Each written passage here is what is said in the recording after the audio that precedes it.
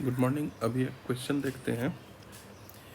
Find the value of x which satisfy this in equation. X का वो कौन सा वैल्यू है जो इस इन इक्वेशन को सेटिस्फाई करेगा। ठीक है, तो इसमें बहुत सारे बच्चों को इस क्वेश्चन में डाउट रहता है। तो सबसे पहले एक्स का वैल्यू डिफाइन, एक्स का वैल्यू ऐसा वैल्यू जो इसको सेटिस्फाई करे। सारा जो एक्सप्रेशन है वो डिफाइंड होना चाहिए। जैसे यहाँ पर एक बात करते हैं, रूट अंडर एनीथिंग। अगर हम किसी भी क्वांटिटी का स्क्वायर रूट कैलकुलेट करते हैं तो वो या तो हमको ज़ीरो मिलेगा या तो हमको पॉजिटिव मिलेगा। तो ये जो लेफ़्ट साइड में जो क्वांटिटी है या तो ज़ीरो है या तो पॉजिटिव है। ठीक है, और ये जो रूट कब डिफाइंड होगा, जब इसके अंदर वाला जो क्वांटिटी है वो greater than equal to zero होना चाहिए। तो minus x square plus 4x minus 3 greater than equal to zero. Minus से मल्टीप्लाई कर देते हैं, x square minus 4x plus 3 less than equal to zero. Minus से मल्टीप्लाई किए, इनइक्वालिटी का साइन रिवर्स हो गया। अब यहाँ से देखो, इसको फैक्टराइज कर दिए, x minus 3 into x minus 1 less than equal to zero. Wavy curve method लगा रहे हैं यहाँ पर, तो रूट्स आ गया 1 और 3।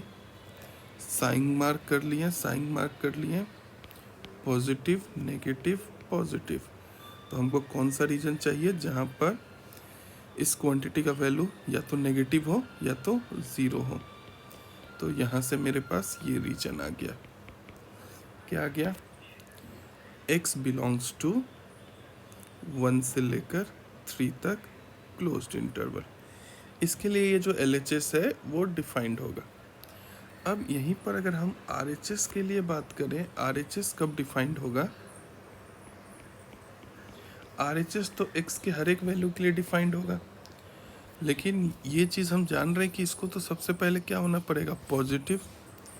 तो यानी 6 minus 2x greater than equal to zero.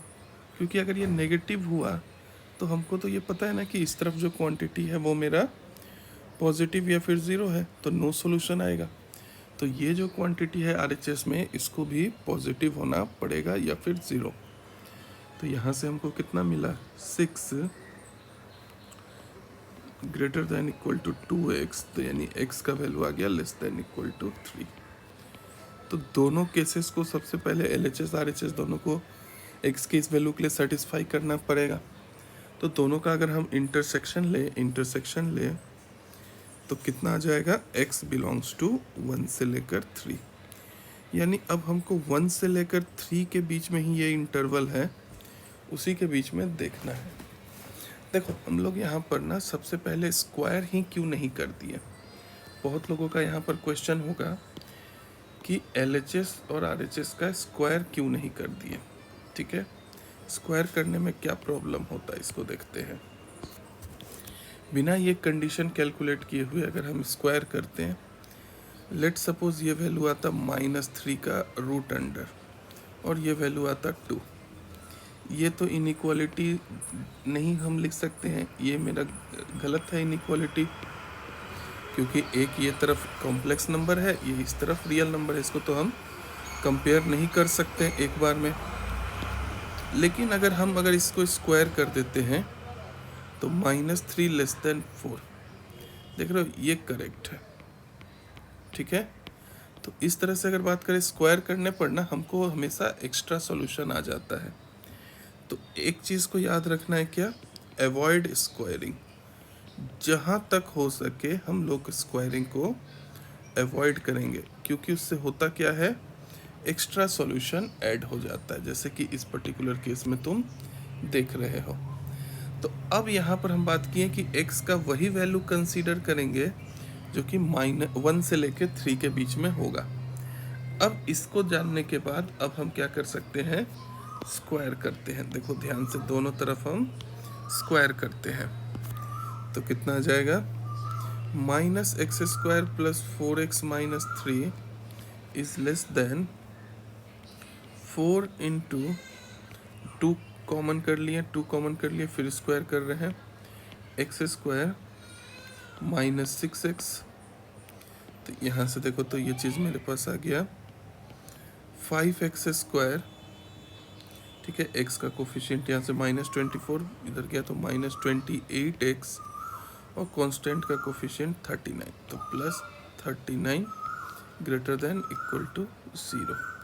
तो देखो तो सबसे पहले ये जो क्वांटिटी है ये क्या होना चाहिए, ये जो क्वांटिटी है ये क्या होना चाहिए, इसका डिस्क्रिमिनांट कितना है। तो इसका डिस्क्रिमिनांट अगर हम देख रहे हैं तो 28² -4 × 5 × 39, ठीक है। तो इसके वैल्यू को हम लोग कैलकुलेट करते हैं। तो 28² का वैल्यू कितना हो गया मेरे पास, 28 × 28 करने पर जो वैल्यू आ रहा है वो मेरा है 784 माइनस, अब हम दूसरा जो है 39 × 20 करते हैं तो ये मेरा आ रहा है 780। तो हम यहाँ से देख रहे हैं कि जो डिस्क्रिमिनांट है उसका वैल्यू तो आ रहा है पॉजिटिव, यानी इसका 2 रूट होगा, ठीक है। तो रूट्स क्या क्या है वो हम लोग कैलकुलेट करेंगे। तो रूट्स का वैल्यू एक आ गया 2, ठीक है। तो x का वैल्यू जो आ गया वो कितना आ गया, वे भी कर्व मेथड लगाएंगे तो यहीं पर भी रूट कैलकुलेट कर रहे हैं। तो x का वैल्यू मेरे पास आ गया यहाँ से -b ± √d/2a। तो ये मेरे पास आ गया कितना 30/10, और एक वैल्यू आ गया 26/10, दैट इज 3 and 2.6, ठीक है। तो अब इस एक्सप्रेशन का अगर हम देखें तो एक रूट आ गया 2.6 और एक रूट आ गया 3। वेवी कर्व मेथड से अगर साइन का बात करें तो इस रीजन में पॉजिटिव, नेगेटिव, पॉजिटिव, लेकिन हमको तो जो वैल्यू चाहिए वो कब चाहिए, ये जो एक्सप्रेशन है ये कब पॉजिटिव होगा। तो यहाँ से देखें तो ये पूरा रीजन मेरा आंसर हो जाएगा, ये पूरा रीजन मेरा आंसर हो जाएगा। लेकिन हम पहले ही ये बात कैलकुलेट कर लिए हैं कि जो मेरा ऑब्जर्वेशन होगा वो x का वैल्यू 1 से 3 के बीच में ही होगा। तो इस रीजन में वो कौन सा वैल्यू है जो 1 से 3 के बीच में आ रहा है और हमको सेटिस्फाई कर रहा है। तो यहाँ पर हम देख रहे हैं ये रीजन आ रहा है, ठीक है, ये 1 है मान लो।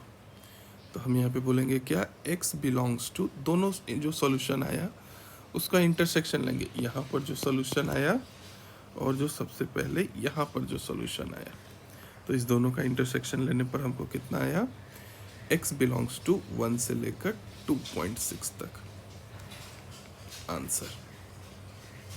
Thank you.